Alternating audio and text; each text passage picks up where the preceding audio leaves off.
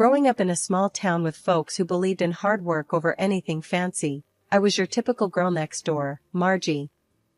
My family wasn't rich, but we were happy, and they instilled in me the value of hard work from a young age. After college, chasing a slice of independence, I moved to a bigger city, a place that felt like a different world. It was there my life took a turn I never saw coming. I landed a job as a sales manager at a big company, which was a big deal for a small-town girl like me. The job was demanding, but I thrived on the challenge.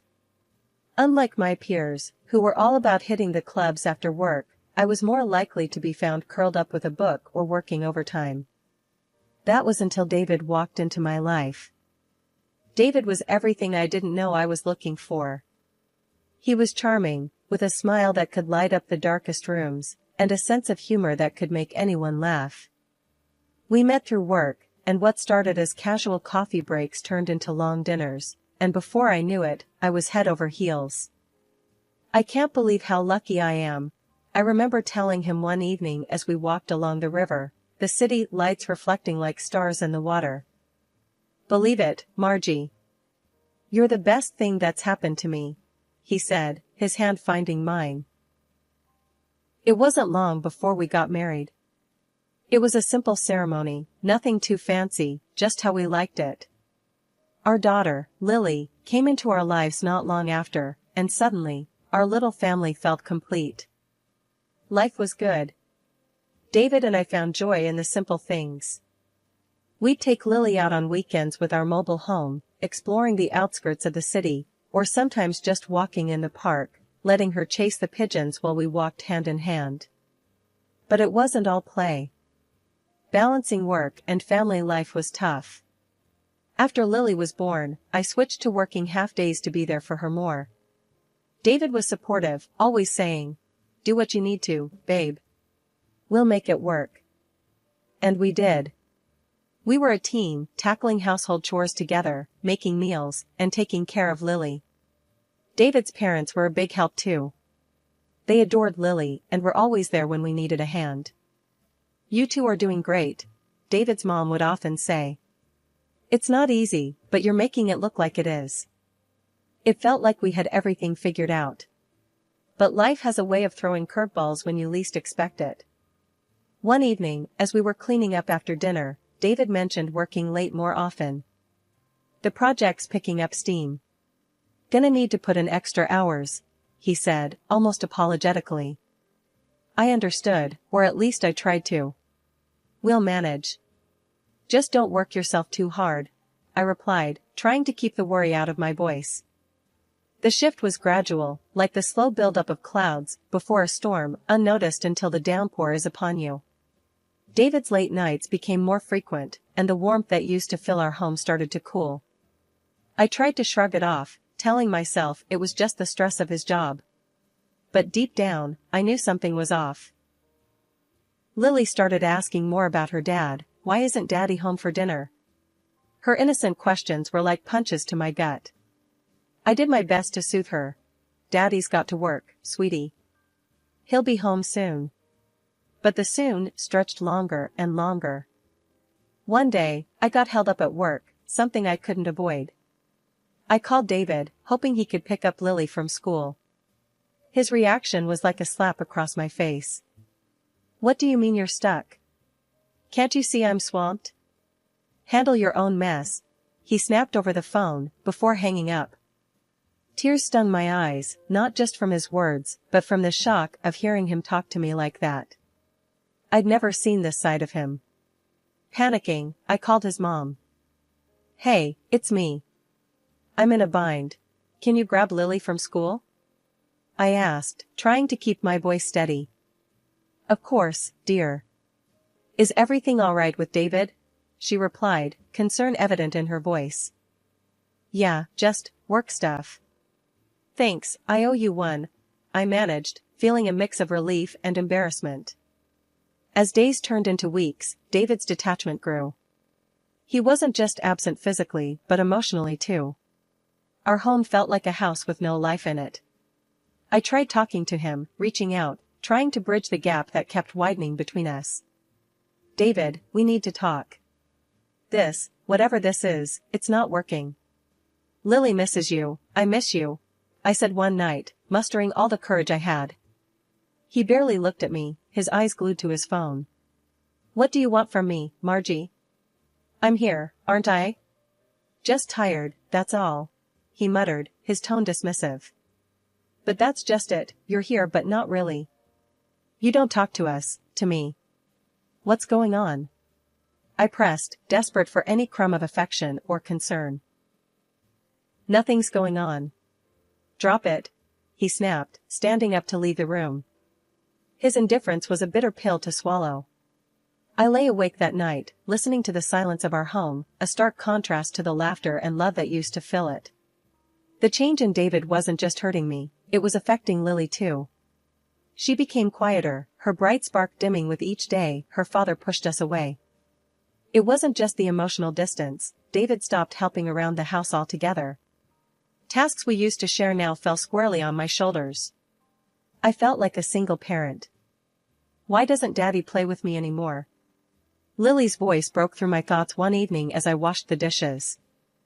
I turned to her, forcing a smile. Daddy's just busy, honey. But we can play, what do you say? Your choice of game, I offered, trying to mask the ache in my heart. She nodded, a small smile on her lips, but her eyes were searching, looking for the father she adored and missed. The divide between us grew, and with it, my loneliness. I turned to David's parents for support, spending more time at their place just to feel some connection to the man I married. They noticed the change too, but were at a loss on how to help. It's just a rough patch, dear. Every marriage has them. David's mom tried to reassure me, but her eyes told a different story, one filled with concern and uncertainty. As the days passed, the silence in our home grew louder, a stark reminder of the rift between David and me. I clung to the hope that maybe, just maybe, things could go back to how they were. In a desperate attempt to break through the ice that had formed around us, I planned a surprise. I bought tickets to a local music show, thinking it could reignite the spark we once had. The moment I told David about the surprise, his reaction was far from what I had hoped for. A music show? Seriously, Margie? You know I'm swamped with work. I don't have time for this, he said, barely looking up from his laptop. But it's been ages since we did something as a family. Lily would love it, and I thought it could be a nice break for us, together, I replied, trying to keep my voice steady despite the hurt his words caused. Great, another thing to add to my never-ending to-do list. Thanks, but I'll pass. You two go and have fun, he said dismissively, turning his attention back to his work. I stood there, feeling like a fool. The rejection stung, not just because he didn't want to go, but because it felt like he didn't want to spend time with us at all. Lily, sensing the tension, came over and tugged at my hand. Is Daddy not coming with us, Mommy? She asked, her big eyes filled with confusion. I forced a smile, bending down to her level. It's just going to be a girls' night out. We'll have fun, just you and me, I said, trying to sound more excited than I felt. Lily nodded, though I could tell she was disappointed. It broke my heart to see her having to adjust to this new version of her father. As David's absences became more frequent, I found myself fighting a lonely battle to keep our family together. He started leaving for the entire weekend, claiming work demanded it. Another weekend? David, this is getting ridiculous. You're never home anymore. Lily keeps asking about you. I confronted him one evening. Look, I don't need this right now, Margie. Work is crazy, and I'm doing the best I can. Maybe if you were a little more understanding instead of constantly nagging, things would be better, he retorted, his words dripping with annoyance. Nagging? I'm trying to have a conversation about our family, about us. You're hardly here, and when you are, you're like a ghost. How is that fair to Lily or me? I shot back, my frustration boiling over. Just leave it, Margie. You wouldn't understand, he said before walking out, leaving me standing there, fuming and feeling more alone than ever. The evenings he claimed to spend with colleagues stretched later and later, and I couldn't shake the feeling that there was something more he wasn't telling me. The loneliness was suffocating, and I found solace in the only place I could, with Lily and David's parents. During one of our dinners at David's parents' house, his mother noticed my subdued mood. "Margie, dear, you barely touched your food. Is everything all right?" she asked, her voice full of concern. I hesitated, not wanting to burden her with my problems, but the words spilled out. I feel like I'm losing him, and I don't know what to do. He's always working or out, and when he's home, it's like he's not really here. Lily misses him, and I miss my husband." David's father, who had been quietly listening, chimed in. "Have you tried talking to him, really sitting him down and telling him how you feel?" I let out a humorless laugh. "Talking to David? It's like talking to a wall these days. He doesn't listen, or worse, he gets angry. I'm at my wit's end here."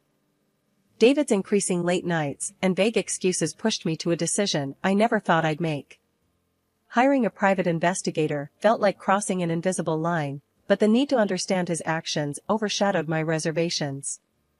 Weeks went by with a strange mix of anticipation and dread until the unexpected happened. Our anniversary was approaching, and David surprised me with an invitation to celebrate at an upscale restaurant, promising a weekend together just like old times. I couldn't hide my excitement. "Really, David? Just us, like before?" I asked, hardly believing the shift in his attitude. "Yeah, thought it'd be nice. A break from all the craziness," he replied, his tone casual, almost nonchalant. With renewed hope, I arranged for David's parents to look after Lily, sharing my joyous news. The day arrived with a mix of nerves and excitement. The restaurant was as beautiful as promised, creating a backdrop that felt like a step into our past, a reminder of better days. David was already there, waiting. His gesture of offering me a glass of wine took me by surprise. "Come on, let's celebrate. Just this once," he urged when he saw my hesitation. I laughed, a bit uneasy. "You know I'm not much for drinking, but okay, just this once," I agreed, wanting to make the most of this rare moment between us. The evening was a blur of wine and toasts. David kept filling my glass, each time insisting, "To us." It felt like a dream, our problems momentarily washed away by the ambience and alcohol. But as the night wore on, I felt increasingly unwell, a heaviness dragging me down into a drowsy haze. "David, I don't feel so good. I think I need to lie down," I mumbled, struggling to keep my eyes open. "Don't worry, I got you. Let's get you home," he said, his voice distant as he helped me into the car. The world outside the car window slipped into darkness as I fell into a troubled sleep, only to be jolted awake by a sudden stop. The air was cold, and I was barely conscious when David dragged me out of the car and onto a bench. Through the fog of my mind, I heard his words, sharp and clear, cutting deeper than any knife. "You're just so tiring, Margie. Always there, always expecting so much. I can't do this anymore." His words were a cruel echo in the darkness as I tried to process them, but my body wouldn't cooperate. The world spun, and I felt myself slipping away, his voice the last thing I clung to before darkness claimed me completely. Waking up in the clinic was like trying to piece together a puzzle with half the pieces missing. The pounding in my head matched the confusion swirling through my mind. There, beside me, stood my mother-in-law, her face etched with worry. "You're awake, thank God," she sighed, a hand clutching her heart. "We found you in a bad part of town, no bag, no ID, nothing. What on earth happened?" I tried to sit up, the effort sending waves of nausea through me. I was with David. We had dinner for our anniversary. He said he'd take me home. I managed, the words sounding hollow even to me. Her brows knitted in confusion. "But that can't be. David's been out of town.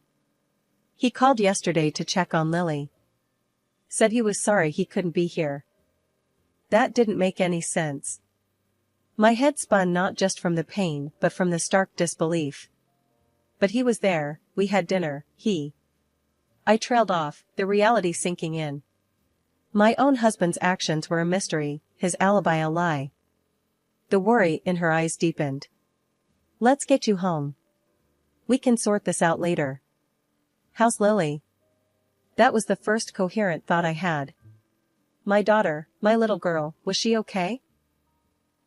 She's fine, dear. Been asking for you. Let's get you better so you can see her. She reassured me, helping me to my feet. The days that followed were a blur of rest and whispered conversations. I stayed with my mother-in-law, the atmosphere charged with unasked questions. Once I felt stronger, I knew what I had to do. I called the detective I had hired weeks ago, the one I hoped would shed light on David's mysterious behavior. Margie, I have the report. We need to meet. The detective's voice was grave over the phone, promising answers I wasn't sure I was ready for. I met him at a quiet cafe. The envelope he handed me felt like it weighed a ton. What's in here? My voice was barely a whisper, fear and anticipation battling within me. Take your time with it. It's a lot to process, he cautioned, his eyes not hiding his concern. Back at my mother-in-law's house, I braced myself for the worst. The envelope contained photos, receipts, a detailed account of David's comings and goings, evidence of a life I was not a part of, a betrayal laid bare on paper. My hand shook as I absorbed every word, every image. This was the proof of the lie my marriage had become. The man I thought I knew, the life I thought we had built together, it was all a facade. As I drove to the address the detective had given me, my mind was a whirlwind of emotions. Anger, betrayal, but above all, a fierce determination to confront the truth. The evening air felt heavy as I parked outside the nondescript apartment building. With each step towards the door, my resolve hardened. The door was surprisingly unlocked, a foreboding welcome to the scene I was about to witness. Inside, I found them, David and his brightly-haired mistress, lounging as if they owned the world. The shock on David's face upon seeing me was almost satisfying, almost enough to dull the sharp edge of betrayal. So this is the hard work that's been keeping you busy every night, huh? I couldn't keep the bitterness from my voice, nor did I want to. The woman, with her pink hair and bright suit, just smirked at me, arrogance dripping from every pore. You shouldn't have come here. It would have been easier for you to just disappear, she sneered, making my blood boil. I turned to David, my heart aching with the betrayal. How could you do this? To me, to us? I demanded, though a part of me doubted any answer could ease the pain. She laughed, a sound so cold it sent shivers down my spine. Because you've been in the way of our happiness. We've wanted you gone for a long time, she said, her cruelty cutting deep. But I wasn't there to break. I stood my ground, my voice steady despite the turmoil inside. I know all about your plans. I'm not here to beg or cry. I've seen the evidence. I know about the poison, and the police do too. I revealed the evidence I had gathered, the blood test showing the presence of psychotropic substances, the detailed report from the detective outlining David's betrayals, and the video evidence collected by the police that incontrovertibly showed David's attempts to harm me. Their faces fell, but it was the mistress who recovered first. You can't prove a thing. You're out of your depth, she hissed, but her bravado couldn't mask the fear in her eyes. I pulled out my phone, showing them the recordings of their plotting, their plans to get rid of me. It's all here. The police have everything they need. And there's more, much more. David tried to speak, but the woman cut him off, still playing the queen of denial. You think this is over? You think you've won? She spat, but her words were desperate, the threats empty. I faced them both, my heart heavy, but my conscience clear. This was never about winning or losing. It's about justice. For me, for anyone you might have tried to hurt after me. You won't get away with it. As I left, their stunned silence was a cold comfort. The night air felt sharper, somehow, as I stepped outside, but I walked away with my head held high. I had confronted the darkest part of my life head-on, not with violence or anger, but with the truth. The courtroom was charged with tension, every eye fixed on the drama unfolding. It was the day of reckoning for David and his mistress, the day their fates would be sealed by the weight of their own deceit. Despite their defiant denials, the evidence spoke louder than their lies. As the prosecutor laid out the evidence, it was like reliving the nightmare all over again. First came the restaurant's security footage, a silent witness to David slipping something into my glass, a betrayal captured in grainy clarity. Then, the city's cameras painted a damning trail, showing David abandoning me in a place no one should ever be alone at night. The final nail in the coffin was the medical reports, undeniable proof of the toxins coursing through my veins, a sinister attempt on my life. David and his mistress sat side by side, a united front in their guilt. Their attempts to brush off the evidence were pathetic, their lies crumbling under the weight of truth. "It's all a misunderstanding," David tried to argue, his voice lacking any conviction. The mistress chimed in, her arrogance undimmed. "That evidence could have been doctored." "You have no proof it was us," she sneered, trying to sound confident. But the evidence was irrefutable. The videos, the tests, the detective's thorough investigation, it all pointed to one undeniable conclusion. They were guilty, and justice was about to be served. The judge's gavel was a sound of finality. "Based on the overwhelming evidence presented, this court finds the defendants guilty as charged," the judge declared, his voice echoing through the silent courtroom. And then, the financial compensation, it wasn't about the money, not really. It was about accountability, about making them pay in some small way for the havoc they wreaked on my life and my daughter's. Life now is a stark contrast to those shadowed days. My daughter and I have found peace, a new beginning forged from the ashes of our past. Our home is filled with laughter and love, a safe haven that once seemed impossible to reclaim. "We did it, Mommy." My daughter's words are a balm to my soul, her smile the brightest light in my life. "Yes, we did, sweetheart. We're going to be just fine," I assure her, and in my heart, I know it's true. The journey was long and fraught with pain, but standing here now, with my daughter by my side, I'm reminded of the strength and resilience that lies within us. We've weathered the storm and emerged stronger, ready to face the future with hope and courage. David's parents, once figures I respected and admired, showed their true colors in the aftermath. They were devastated by their son's actions, heartbroken by the betrayal and harm he caused. The day they decided to cut ties with him and rewrite their will, leaving everything to Lily, my daughter, was a day I'll never forget. I remember sitting down with them, the air thick with a mix of sorrow and determination. "We can't undo what David did, but we want to make sure Lily is taken care of," they said, their voices steady but filled with an underlying pain. I was taken aback, not just by their generosity, but by their resolve. I don't know what to say. "Lily, she'll have a future now, thanks to you," I managed, my voice choked with emotion. "It's what's right. She's our granddaughter, and we love her. We want to make sure she knows she's not defined by her father's mistakes," they replied, a firmness in their tone that left no room for argument. Life since then has been a series of adjustments, of finding our footing in this new reality. I went back to work full-time, diving into my role with a renewed sense of purpose. Balancing work and being a single mom to Lily hasn't been easy, but it's been our life, and it's been good. My mother-in-law, bless her soul, has been a godsend. She stepped up in ways I couldn't have imagined, becoming not just a caregiver for Lily, but a pillar of strength for me. Our bond, forged in the fires of family drama, has become unbreakable. "Lily's lucky to have you, you know." "We both are," I told her one evening as we shared a quiet cup of tea after putting Lily to bed. She waved me off, her usual modest self. "Nonsense. I'm just doing what any grandmother would.